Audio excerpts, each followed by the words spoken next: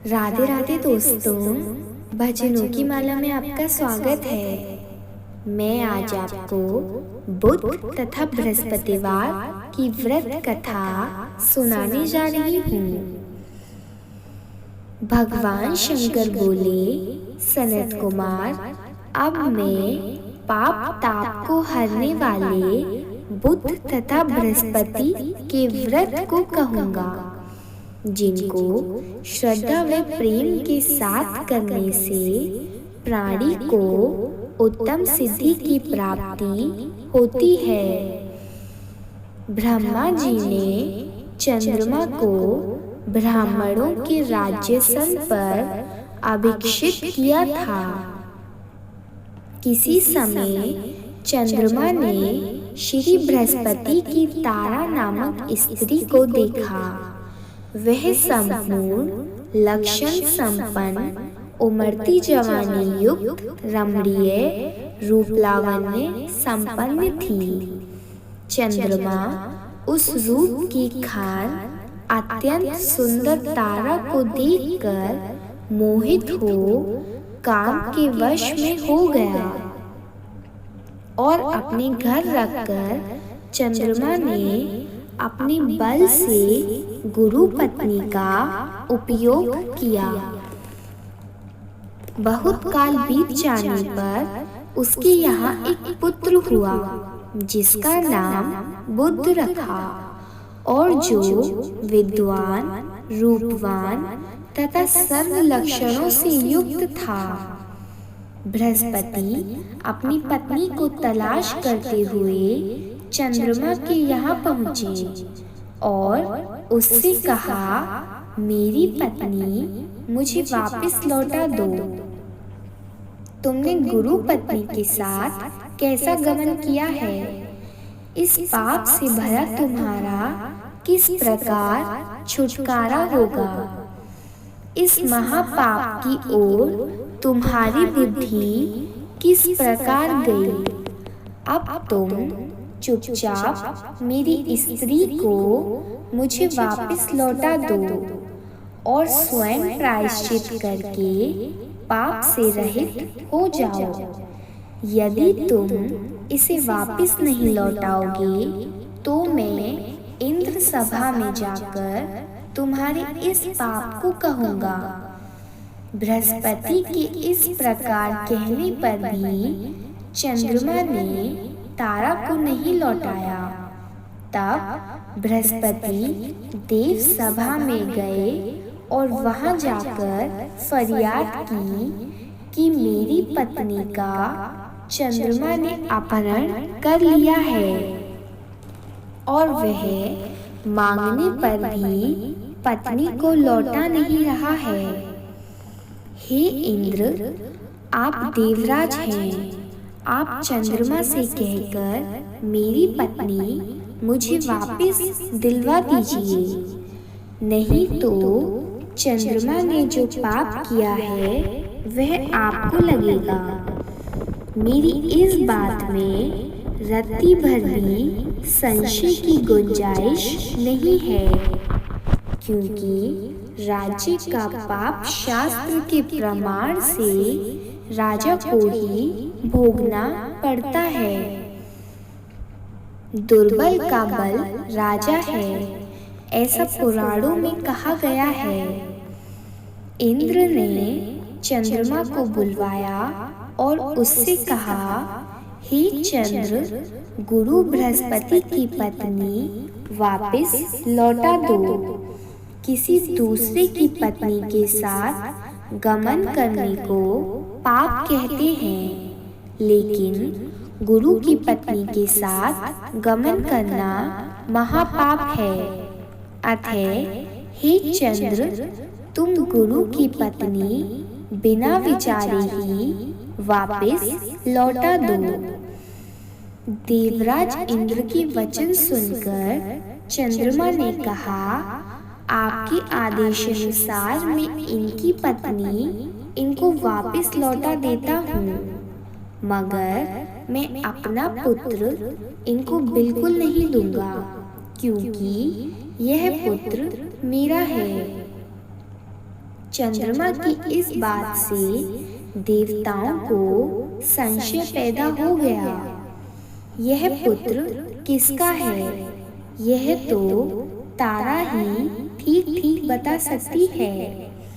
उन्होंने बृहस्पति की पत्नी तारा को बुलाकर पूछा, हे कल्याणी, तुम सच सच कहो कि यह पुत्र किसका है? झूठ बिल्कुल नहीं बोलना। लज्जा से संपन्न तारा ने कहा, यह बालक चंद्रमा का औरस तथा बृहस्पति का क्षेत्रज पुत्र है। अब आप जिसको उचित समझें दे दीजिए।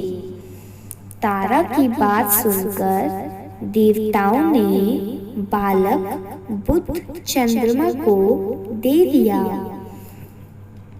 गुरु को दुखी देखकर देवताओं ने दोनों को वर दिया। चंद्रमा से कहा, हे चंद्र, तुम घर जाओ, यह पुत्र तुम्हारा है। चंद्रमा तथा बृहस्पति पुत्र यह ग्रह होगा। हे सुराचार्य, तुम और भी शुभ वर हो ग्रहण करो। जो मेधावी दोनों का मिलकर एक साथ व्रत करेगा उसे सब सिद्धियों की प्राप्ति होगी। यह बिल्कुल सत्य है और इसमें रत्ती भर भी संशय की गुंजाइश नहीं है।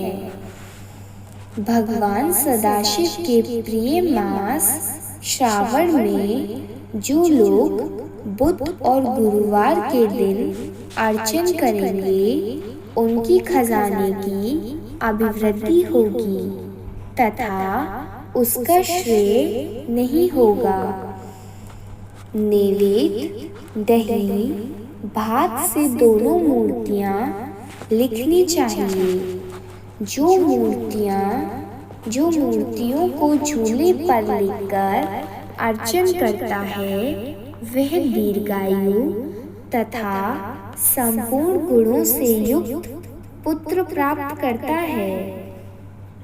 जो मनुष्य खजाने में मूर्ति लिखकर अर्चन करता है उसके खजाने की अभिवृद्धि होगी तथा उसका श्रेय नहीं होगा। पाकशाला में लिखकर अर्चन करने से पाक वृद्धि और देवागार में लिखकर अर्चन करने से देव की दया प्राप्त होती है। शयनागार में लिखकर अर्चन करने से स्त्री का वियोग कभी नहीं हो पाता। धान्य गृह में लिखकर अर्चन करने से धान्य की वृद्धि हो जाती है। इस प्रकार यथा स्थान उसका फल होता है। 7 वर्ष व्रत करके उद्यापन करना चाहिए। पहले दिन अधिवासन करके रात में जागरण करना चाहिए। सोने की मूर्ति बनवाकर विधि पूर्वक उसका अर्चन करना चाहिए। षोडशोपचार द्वारा अर्चन करना श्रेष्ठ कर बाद में हवन करना चाहिए। तिल, घी तथा खीर प्रज्वलित अग्नि में देनी चाहिए। चिचिड़ा तथा पीपल की समाधियों से हवन करके पूर्णाहुति डालनी चाहिए। मामा तथा भांजी को भोजन करवाकर अन्य ब्राह्मणों को भोजन करवाना चाहिए और स्वयं भी भोजन करना चाहिए। इस प्रकार 7 वर्ष तक व्रत करने वाला व्रती अपनी सब इच्छाओं को पूर्ण कर लेता है। जो विद्या की कामना करता है उसको विद्या की प्राप्ति हो जाती है। वह वेदों तथा शास्त्रों का मर्म जान लेता है, उसे बुद्ध ज्ञान एवं गुरु गुरुता प्रदान करते हैं।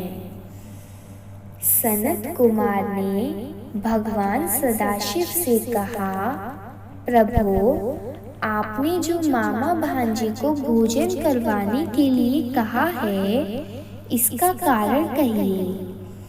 भगवान सदाशिव ने कहा, हे सनत कुमार, प्राचीन काल में एक मामा तथा उसका भांजा दोनों दरिद्र थे।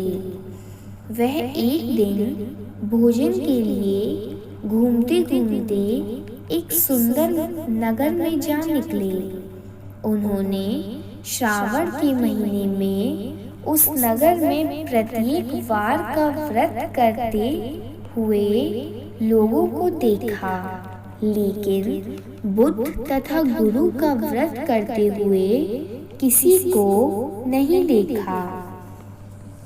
उन मामा भांजे दोनों ने विचारा कि सभी स्थानों पर सूर्य तथा अन्य वारों का व्रत होता देखा है, पर बुध और गुरुवार का व्रत होते नहीं देखा।